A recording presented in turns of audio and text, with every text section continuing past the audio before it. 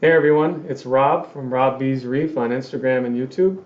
Today I'm going to be going through my first unboxing ever of the Kamoer Automatic Water Change X2S.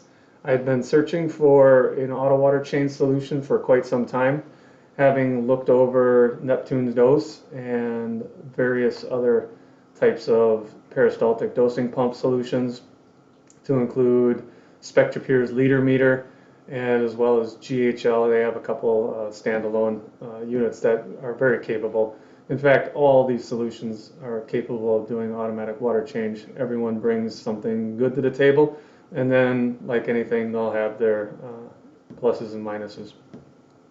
I eliminated Spectrapure due to cost alone, although from a hardware reliability and performance standpoint, it is very, very good. It's just it priced itself right out of the option list.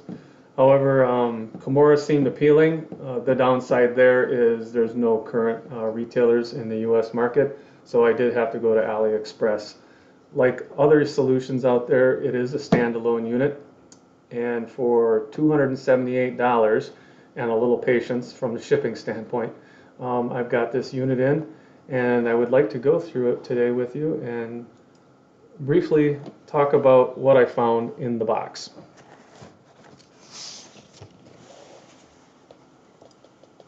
So, first off, the thing I looked at really quickly prior to this was the instruction manual. And other than a few simple diagrams, most of the manual does go through basic instructions on how to connect the Wi-Fi app. I haven't gone through this yet.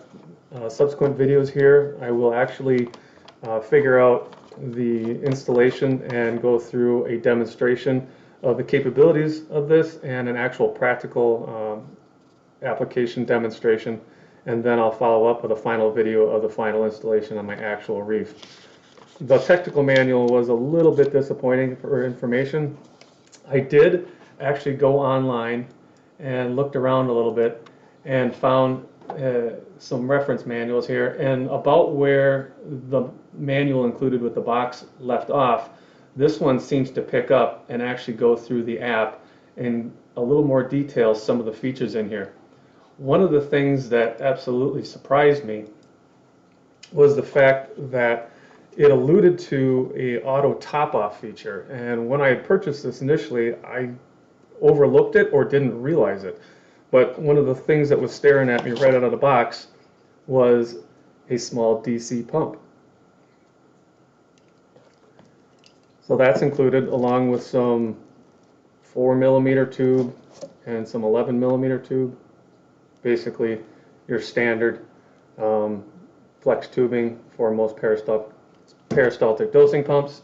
And this larger 11mm, or maybe a 3/8 inch equivalent, is clearly for what we all know now is a automatic top-off dosing pump. So it'll be interesting to see, although the included line lengths aren't going to quite cut it for my installation, I'll have to supply some longer ones.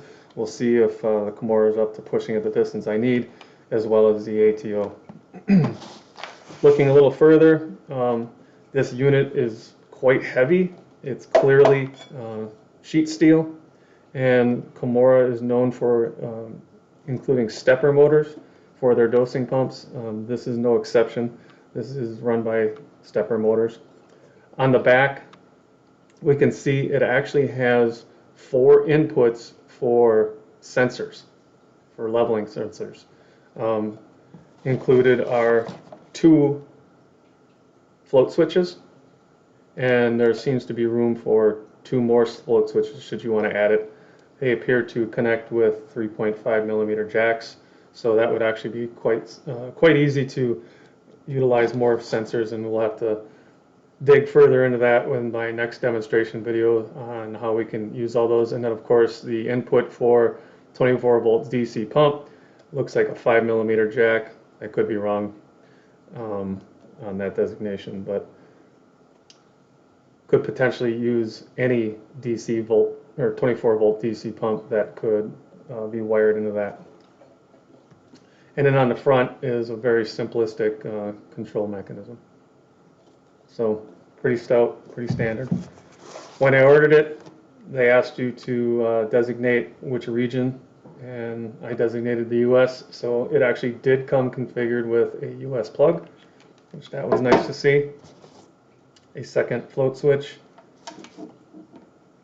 an adapter for the DC pump, as well as the other float switch. Some magnets for the float switches, as well as mounting brackets for said float switches. Comes with a small beaker for calibration of the dose pumps, some compression fittings, and a Y valve, as well as a adapter for possibly extending the length of the dosing pump tube.